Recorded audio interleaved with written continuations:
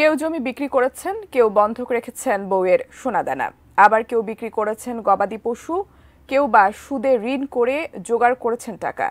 উদ্দেশ্য যেতে হবে মালয়েশিয়া। তবে এত কিছু করেও স্বপ্নভঙ্গ হলো তাদের। ভিসা হওয়ার পরও যেতে পারেননি স্বপ্নের দেশটিতে।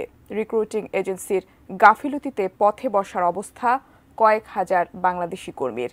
কি হবে এখন তাদের?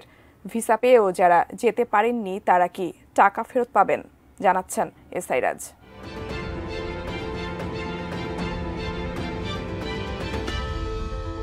বৈধভাবে কর্মী ভিসায় মালয়েশিয়ায় যাওয়ার সময় শেষ হয়েছে গত ৩১ মে রাত ১২টায়। শেষ দিন পর্যন্ত অপেক্ষা করেও ৩০,০০০-এরও বেশি কর্মীর স্বপ্নভঙ্গ হয়েছে।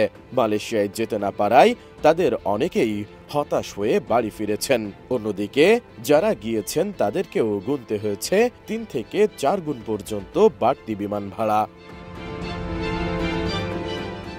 মালয়েশিয়া সরকার সময়সীমা বেঁধে দিয়ে আগে থেকে ঘোষণা দেওয়ার পরও কেন এমন সংকট তৈরি হলো তা নিয়ে প্রশ্ন উঠেছে। প্রবাসী কল্যাণ মন্ত্রণালয় এবং Bangladesh association of international recruiting এজেন্সির মধ্যে সমন্বয়হীনতা এবং সিন্ডিকেট করে লোক পাঠানোকে দায়ী করছেন বিশ্লেষকরা। সিন্ডিকেট করে লোক পাঠানোর প্রতিযোগিতার কারণে এই সংকট তৈরি হয়েছে বলে মনে করছে অভিবাসন নিয়ে কাজ করা সংস্থা ব্রামরো। সংগঠনটির প্রতিষ্ঠাতা চেয়ারম্যান অধ্যাপক ডক্টর তাসনিম সিদ্দিকী বলেন, মালয়েশিয়ার সংশ্লিষ্ট দপ্তরের সাথে বাংলাদেশের রিক্রুটিং এজেন্সিগুলোর এক ধরনের অসম আদান প্রদানের কারণেই এটা তৈরি হয়েছে।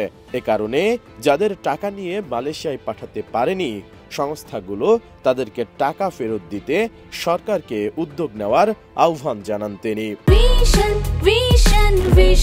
100% কপার কন্ডেন্সারে তৈরি ভিশন ফ্রিজ, তাই গুণে মানে অটুট থাকে বছরের পর বছর। অন্যদিকে বাইরা বলছে, একেবারে শেষ পর্যায়ে বেশ কিছু ই ভিসা ইস্যু হওয়ার কারণে ও ফ্লাইটের স্বল্পতার কারণে এই সংকট তৈরি হয়েছে।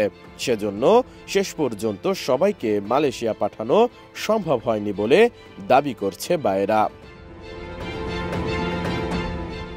বাংলাদেশ থেকে বিদেশে যাওয়ার জন্য কর্মীরা বিমান টিকিট ক্রয় করতে ট্রাভেল এজেন্টদের ওপর নির্ভর করে। Association of travel agents of Bangladesh ATAB বলছে, প্রবাসী কল্যাণ মন্ত্রণালয়, বাংলাদেশ জনশক্তি কর্মসংস্থান ও প্রশিক্ষণ ব্যুরো BMET ও বাইরার মধ্যে সমন্বয়হীনতার কারণেই এই সংকট তৈরি হয়েছে। করোনা মহামারীর শেষে ২০২২ সালে ফের শ্রমবাজার চালুর ঘোষণা দেয় মালয়েশিয়া। দীর্ঘদিন বন্ধ থাকার পর বাংলাদেশি শ্রমিকদের জন্য মালয়েশিয়ার শ্রমবাজার উন্মুক্ত হয় ২ বছর আগে। তখন বাংলাদেশ থেকে কর্মী নেওয়ার ঘোষণা দেয় দেশটি। ঘোষণার পর থেকেই সংকট তৈরি হয়েছে বলে মনে করছেন বিশ্লেষকরা।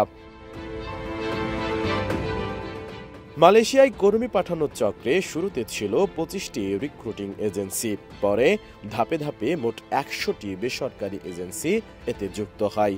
পরে যুক্ত হয় সরকারি recruiting agency Bangladesh overseas employment and services limited. গত এক যুগে 3 বারেরও বেশি মালয়েশিয়ায় শ্রমিক ভিসা চালু হয়, কিন্তু সিন্ডিকেটের অনিয়মের কারণে বারবার বন্ধ হয়েছে।